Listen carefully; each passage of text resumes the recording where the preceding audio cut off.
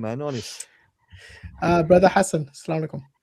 Walaikum salam. Good to see you. I've seen you a few times in Hyde Park. Yeah, long time, man. Where you been? Haven't seen you for ages. Yeah, it's difficult for me to come to Hyde Park, but I like joining these live. So good to see you, brothers. Sorry, I sort of skimmed the. I didn't realize you were holding this until I got this alert. So, yeah. So today we are doing this topic.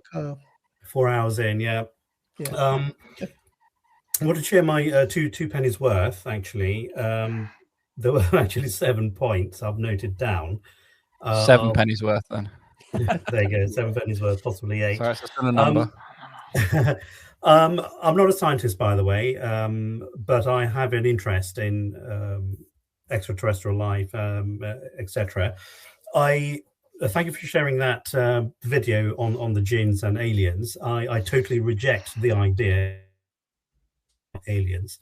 I will explain why. Okay, yeah. Now, in terms of, so I'm going to give a few examples of, these. You've mentioned some of the UFO phenomena. So you've got the Roswell incident, the Rendlesham Forest, the Phoenix Lights of 1997, alien abductions, the Tic Tac you were talking about earlier on, where the US fighter jet tried to catch up with the Tic Tac, then it disappeared. And I think it was Professor John Mack of Harvard University. He did some research on people who claimed to have had experience of alien abduction.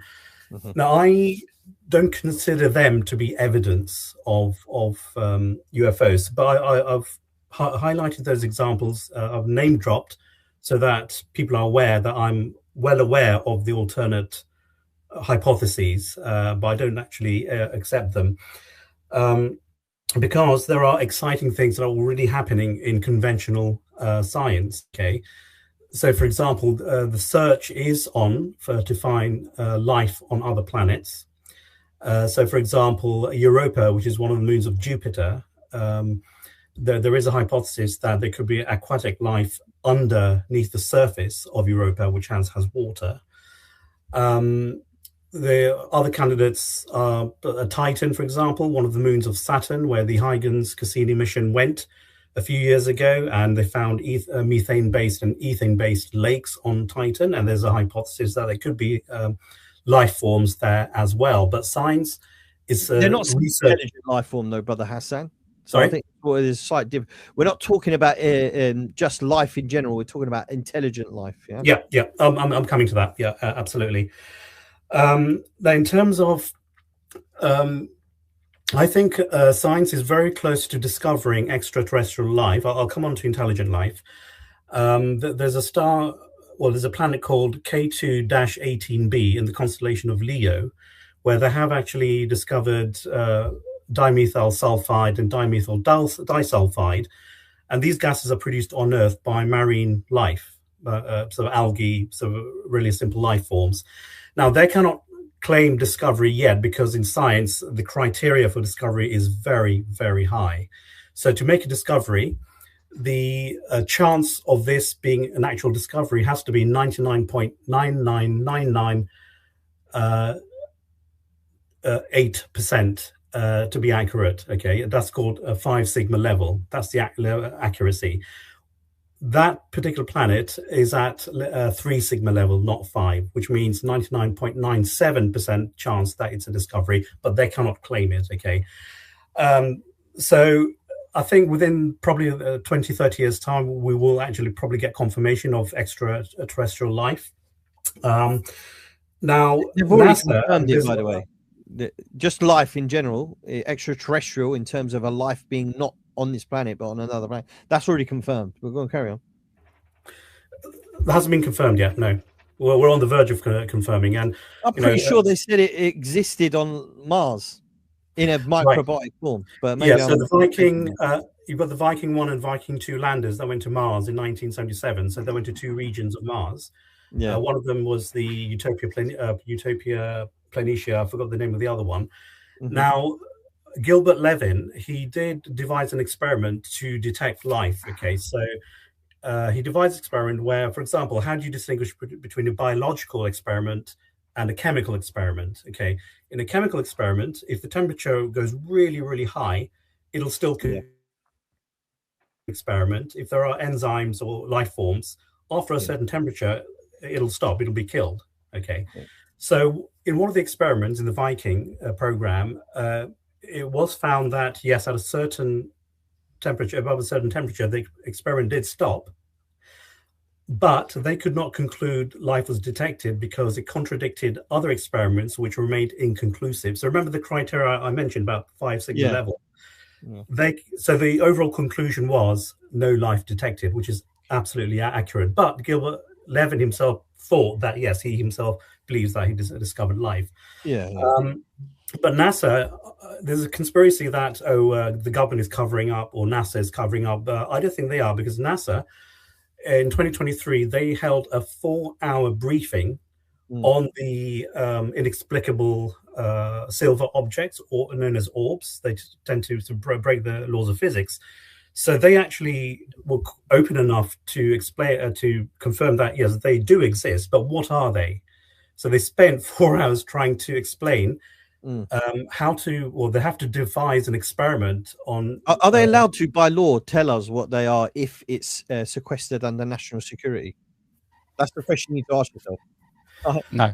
If it's been classified, then they go to jail if they try to tell you whatever's been classified. Yeah. In fact, you're crazy or something. Yeah. In fact, they have this particular program that allegedly deals with it.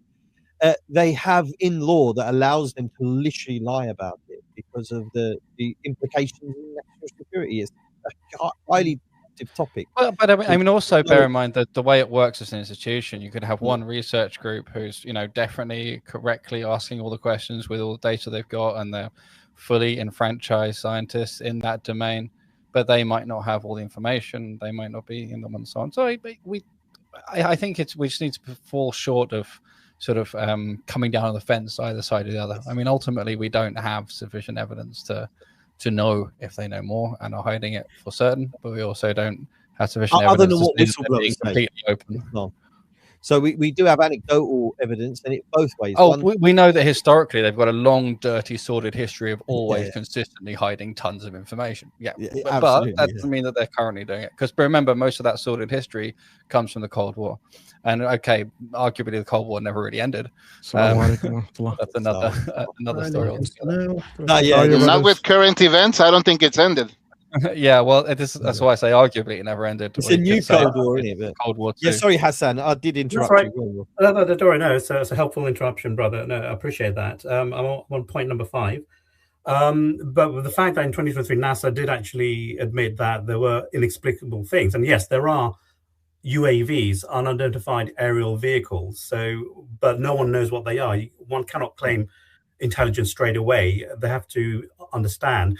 And that 4-hour briefing was about how do you devise an experiment when you don't know what you're looking for. So the challenge was to devise an experiment and employing various assets to try and understand what they are. So that's where they were at that time.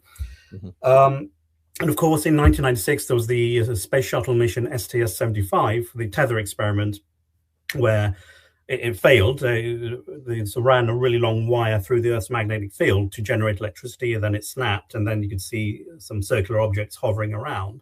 But again, that is Columbia and the satellite now 77 nautical miles apart. Again, that call reporting that the crew can see the tether and see the satellite. It's beautiful.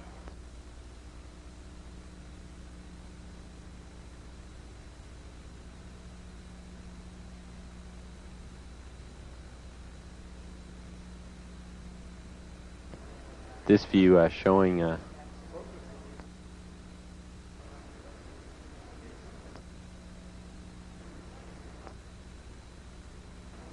satellite. Again, just moving into sunrise. 81 nautical miles now from Columbia.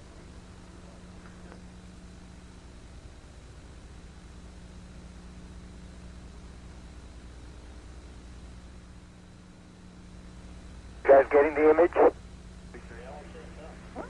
Franklin, we see a long line a couple of star-like things, and a lot of things swimming in the foreground. Can you describe what you're seeing?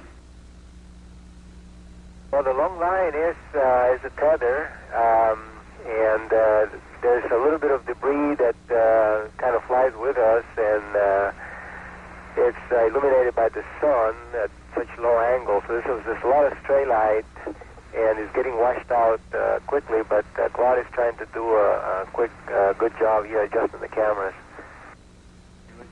Copy that. In that description by the crew, this is the tether in the satellite with approximately 12 miles of tether still attached to it. Columbia and the satellite now just passing over the west coast of northern Africa. The two spacecraft are now 90 nautical miles apart. Hovering around. But again, that is not, we don't know what they are. That's what NASA would say, and I think that's what. Yeah, correct. I'm glad you said that's what NASA would say. Yeah, absolutely. Yeah. Yeah, and they are correct. I believe they're correct. Now, my belief. That's what we're going to discuss after, I suppose. You're going.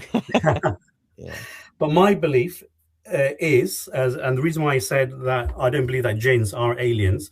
There is a verse in the Quran, chapter 55, verse 33, which says, "O assemblies of jinns and men, if you can penetrate the regions of the heavens and the earth, then penetrate them. You will not penetrate them save with our power." Right. So that message is directed towards the people who inhabit the earth, men and jinns. Right. Mm-hmm. Aliens, if they do exist, and yes, they do exist. I'll explain why. They can travel throughout the galaxy, throughout the universe. Jinns. So this Quranic message is addressed to the jinns and men who are Earth-based. That's why the jinns cannot be those extraterrestrial beings. Now, what would be the impact on religion? Can we just pause on that one for a second? Yeah. I don't understand why that follows. Sorry? I don't understand why that follows. Sorry, I didn't understand. The verse itself. Even if jinns were to originate on the Earth, or that be their sort of homeland, if you like. I mean, if they're free to travel all these places and Allah's permitted them to travel these places, then why wouldn't we see them there? Why if we view some signs of life on some distant planet around Andromeda, why would that not? Why does it follow that's not likely to be jinn? I don't follow. Mm-hmm. Because the Quran addresses jinns and men, and the Quran, the revelation only came down to Earth. And I'm sure there are other revelations that were sent to other planets where there is intelligent life. So we can assume that jinns are Earth-based. Yes, they may have. No, wait. Sorry, what I was saying, just to clarify, I'm not sure if I was clear. That even if we're Earth-based, we know that the jinns can travel remarkable distances in a blink of an eye, and all this sort of stuff, and so on and so forth. So if we see signs of life on another planet, and remember that the verse specifically says, except as Allah permits. So it could be that Allah has permitted jinn to go from Earth to populate tons of other planets in other galaxies and things. So this is why for me, it doesn't follow as a sequitur that if we discover other life, it wouldn't be jinn. For me, I think they're running. I understand what you're saying. Yeah, well, why can't they be the one and the same thing? I think they're running parallel. So if God has given them the capacity to travel far, fine. But that doesn't mean they're aliens, because there is another verse, chapter 65, verse 12. That says. Verse 12. Sorry, no, I forgot the verse.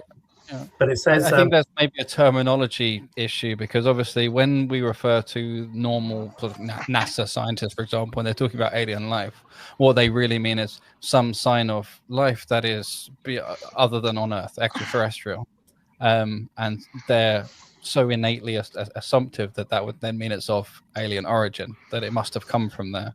But if we see, for example, a Dyson sphere, just to give a really out there example, if we see a Dyson sphere on some other star, right? If NASA saw one, they'd be like, definitely, without a doubt, that originates from creatures that are alien, that originated from another planet, because that's their way of thinking. That's the paradigm they work in.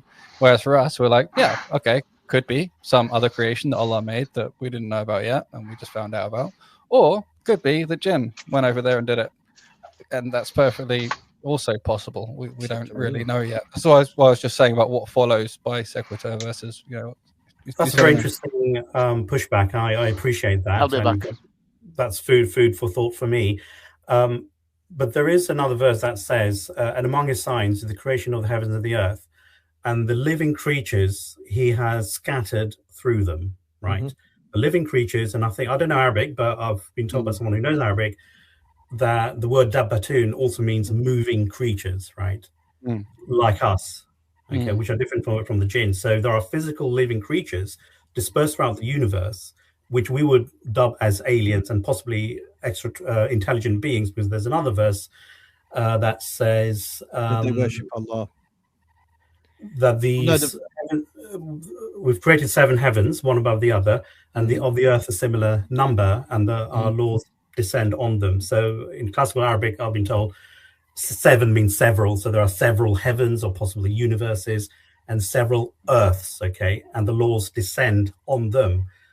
And that can only mean one thing. The recipients of the laws that where they descend has to have interpretive power, which means they have to have sign of intelligence. So therefore, intelligent life does exist. There is a hadith, though, brother, that talks about the 7 earths, and the Prophet said that they are scaled like a ring in a desert, similar to the same hadith that talks about the 7 heavens. The one, this dunya, is like a ring in a desert to the next heaven, and the same about the earths in a hadith in one of the riwayat. So we could be talking about the microbial life form being like a ring in a desert compared to this world, for example, and what's beyond that. So I don't think that necessitates that there's other earths, although some of the scholars did say that it could be.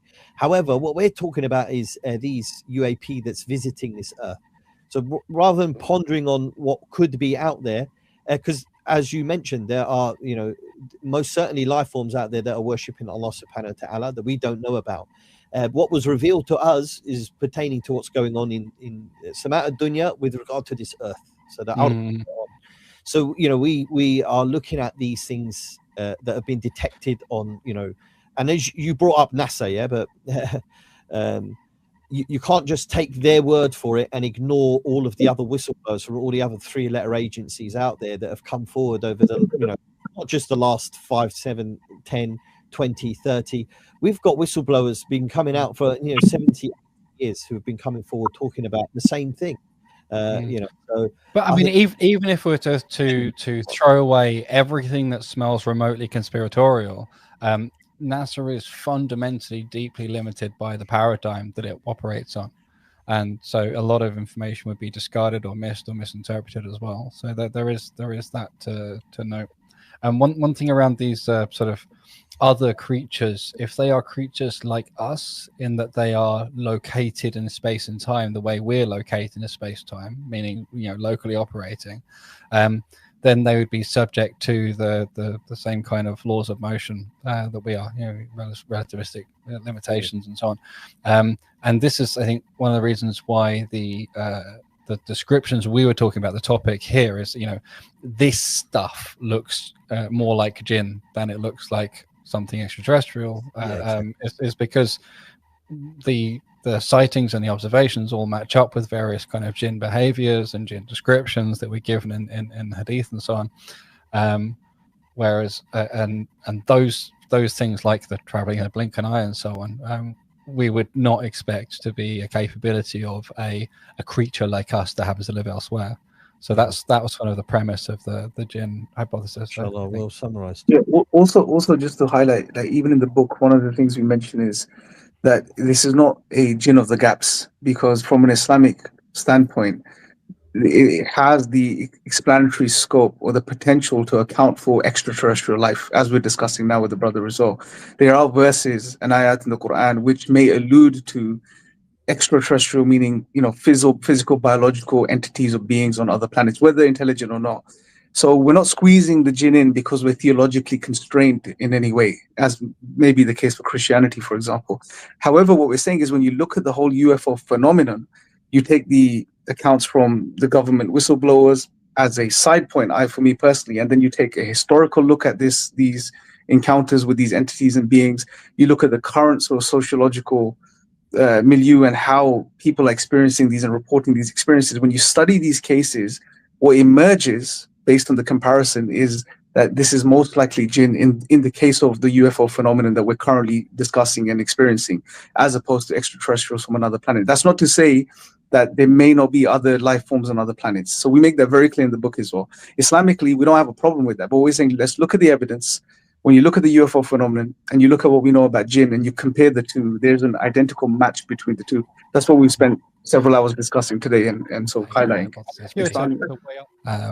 I'll have to look at your book. I mean, I've just was introduced to your book to this. I'll definitely have a look at them. Oh, sorry, not my book. It's these guys. No, Charles, I'll definitely food for thought. But in terms of the whistleblowers, yeah, I don't take them seriously unless there's been a verified, peer-reviewed process that's been accepted. Some of them testified in Congress recently, right? Yeah, that's pretty strong verification. Yeah, and I'm sure. By the way, we're not taking their words at face value either. What we're essentially doing is we believe what Allah subhanahu wa ta'ala said and what the Prophet said, and then what the Sahaba experienced, and then we look at what the scholars of Islam said and the historians have said. Sheikh al-Islam describes very similar types of events occurring in his time as what's occurring now, like abduction, for example. And this other point is probably slightly tangential, but I think it'll still be interesting. It's not directly related to UAPs or UFOs, but Professor Paul Davis, he wrote a book called Are We Alone? And he examined or tried to discuss the impact on religion should extraterrestrial life be discovered, including intelligent life. Okay, and his focus was on Christianity, the impact on Christianity.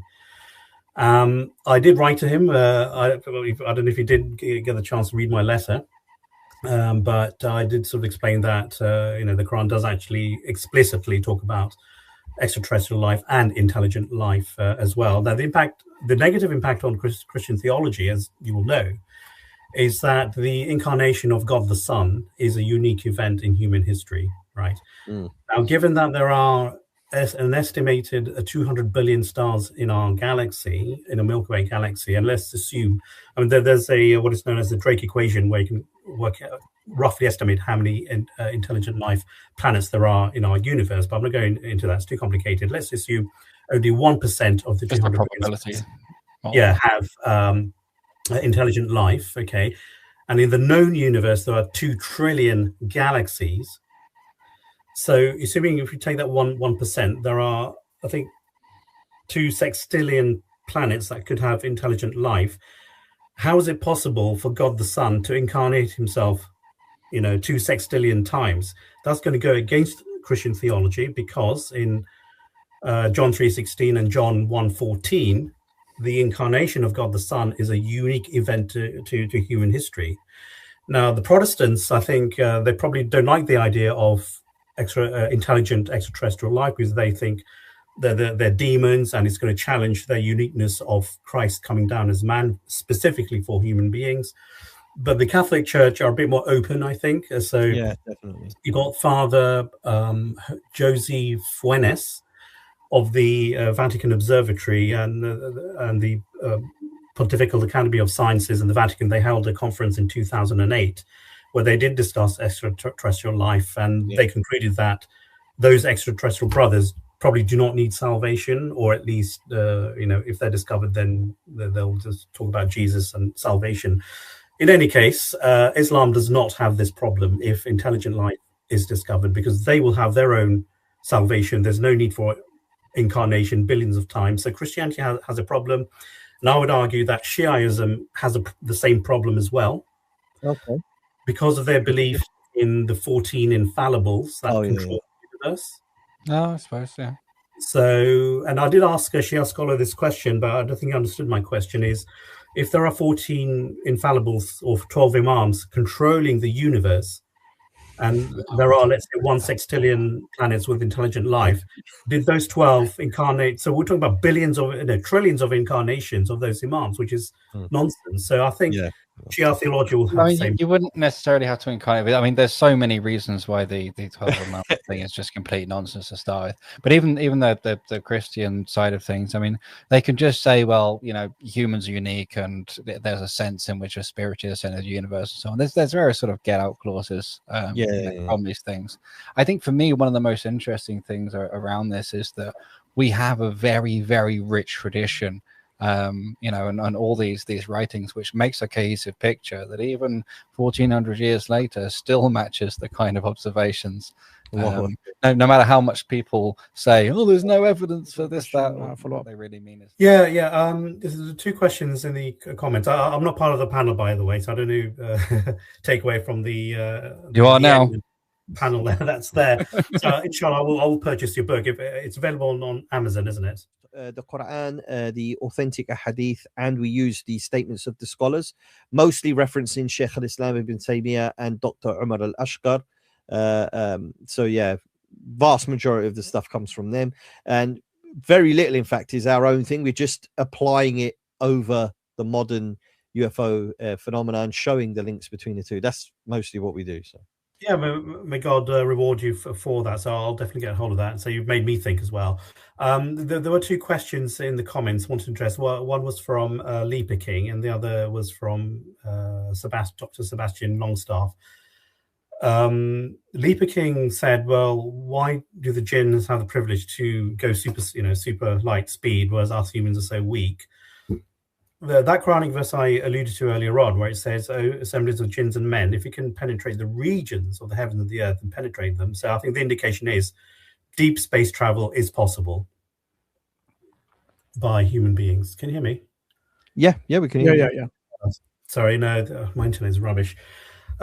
Deep space travel is possible by human beings, right? Now, it's going to take a couple of 100 years. Mankind in his arrogance believes that we are living in the modern world. Okay, let's put this to the test. What's the furthest man-made object that has been sent out into space? It's the Voyager 1 and Voyager 2 spacecrafts. Okay, so they're at 13 billion miles and 15 billion miles from the sun. That is one light day, right? The nearest star to us is 4 light years away. That's the nearest star, the Alpha Centauri system.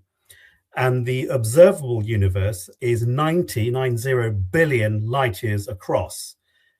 We have been able to send a spacecraft that's 1 light day away, and we think we are living in the modern world. According to that Quranic verse, we are ancient, okay, according to that Quranic verse. So it is actually possible for deep space travel. Now, for that to happen, we have to reach a certain level in our civilization. So you might have heard of Nikolai Kardashev, a Russian scientist.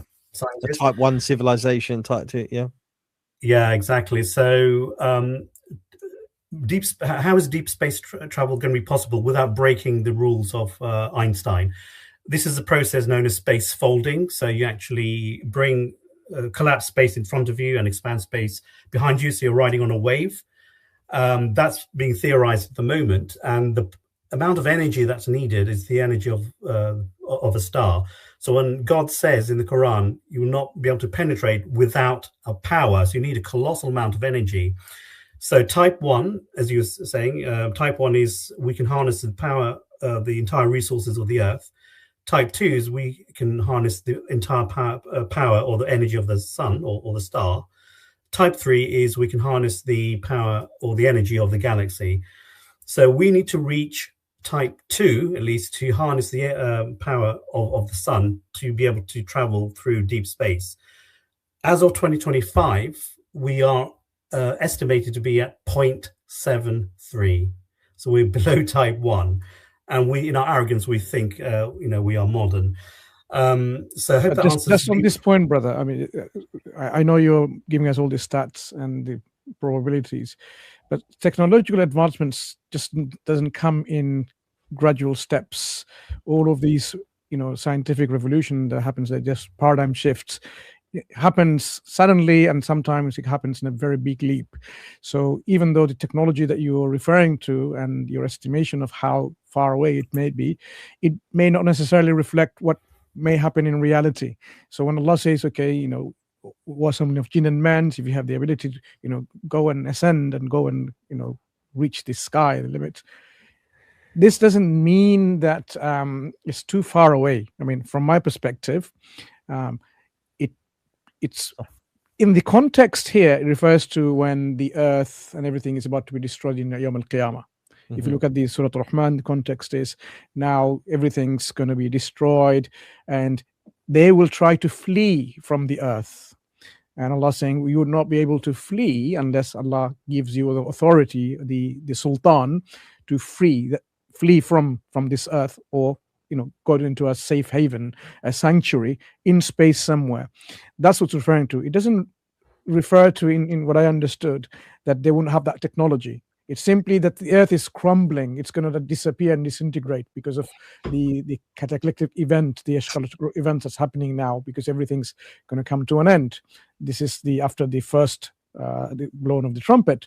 So what's happening is people are trying to save themselves from this impediment that they're seeing. Oh, let me go outside the earth because the earth is being destroyed. So it's assuming here the technology is given, they have it, but what will happen is as they're trying to go and flee, then you have all these things coming at them to prevent them from fleeing, because there will be no refuge. So even if you had the technology to go somewhere, you would not be able to, because the stars or whatever it's there, they will come. I don't remember the ayat sequence, but it's clearly there that they will be really prevented from going, because the destruction is there, inevitable, no refuge on that day. So that's what's referring to, but it seems to be given a picture where they have the technology already.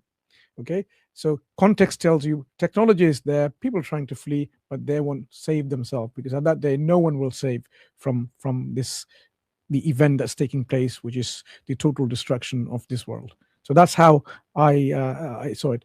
But so you had some other points, brother. That's just my opinion, as far as I understood. Wallahu a'lam. Yeah, and you had some other points to make, unless some other brother wants to just chip in. I just to reiterate the point, the verse doesn't specify how far also into space or how far you above the earth the travel is referring to. So it goes into the realm of speculation. So it could just be what we've achieved thus far. Maybe that's the limit. Allah knows best. Maybe it's a bit more than that. Maybe it's interstellar travel. Allah knows best. But the verse itself doesn't signify in any way that it's interstellar travel, that humans will be able to achieve interstellar travel or traverse the universe through I don't know, hypothetical wormholes or whatever the case is. But doesn't penetration mean deep penetration, go in and come out the other side? No, penetration could also mean the atmosphere, our current known atmosphere. It could be that. It could be referring to that. Allah knows best. Again, as far as I'm aware, it's open. I'm not sure of the tafsir, so maybe Farouk knows a bit more. The exegesis on this particular verse, or Mansur or Hashim. But if the verse itself doesn't directly specify, referring to the penetration as to whether it's penetrating through space by folding space, or whether it's just penetrating through the atmosphere, etc. No, it says the heavens and the earth, both the heavens. It says the regions. So Sama is referring to anything above the earth. It's not specifying a specific location in space. Yeah, so anything above is the Sama. It's the heavens. Anything above the earth. Yeah, so there's samawat. It's not sama, it's samawat, so it's plural. So it could be indicating to the different 7 heavens, right? So again, it's speculation. What I think Allah subhanahu wa ta'ala is referring to here is that you're never going to go above your station. Now, why it might be referencing mankind and jinn, it's speculation, but there are groups of man and jinn working together. Perhaps they have developed a technology to travel through the lowest heaven, Sama'at Dunya, that Allah subhanahu wa ta'ala has adorned with the stars, and Allah saying, you're not going to be able to go beyond that because that's their desire, right? Mankind, he wants to, have his cake and eat it. He wants to he wants to go and sit with the company of the angels, right? So, yeah, I think there's a lot of speculation and trying to make it something that's very solid, when in reality, Allah's saying that you're not going to be able to do it except by the permission of Allah. By the permission of Allah, look at the Challenger. I'll give you an example of the Challenger. The Challenger was a rocket ship that was designed to challenge the creation of the heavens and earth, to go up through the, out of the regions of the earth into the region of the lowest dunya, right? And Allah subhanahu wa ta'ala took it out,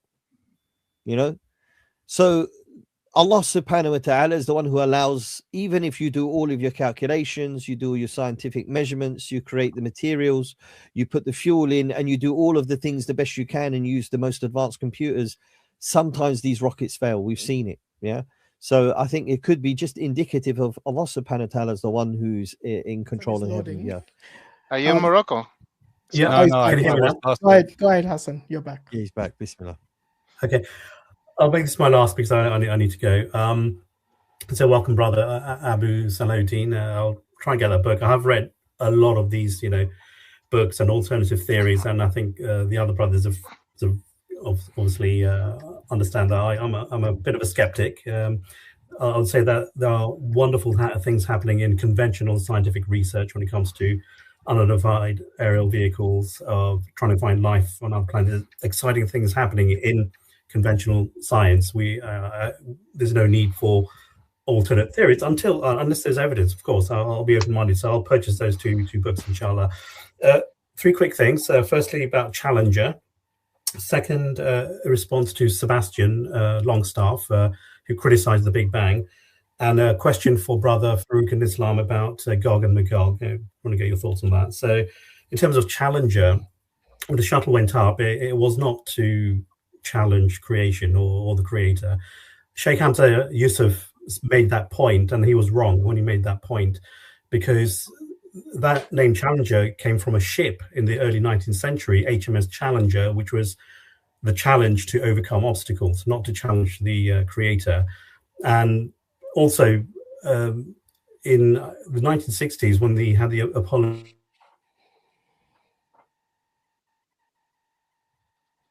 Oh, looks like we're not even going to get through point 1, let alone 2 and 3. Yeah. I was mentioning it flippantly. I weren't saying that the entire intention was to, create that ship to challenge Allah. But it's challenging the physics that Allah subhanahu wa ta'ala has placed on the earth, and they failed at that one. Well, it is literally challenging the limitations was kind of the intention. Yeah. So, I mean,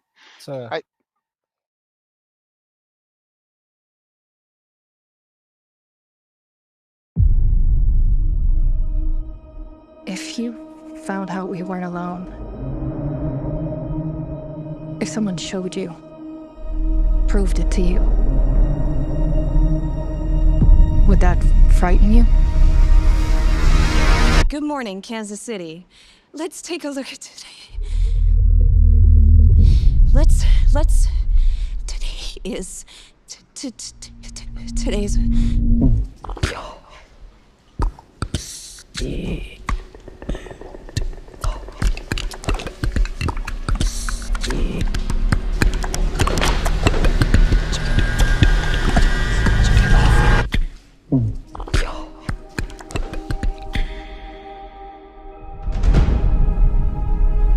People have a right to know the truth.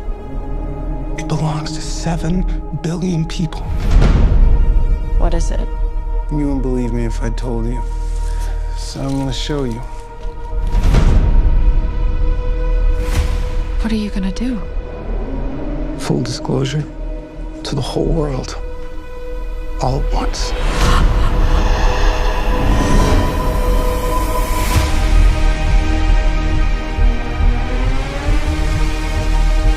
People keep wondering. Encountering the unknown. They're coming! They're coming! They are starved for the truth. Do you think there could be others? Why would he make such a vast universe? Yet save it only for us?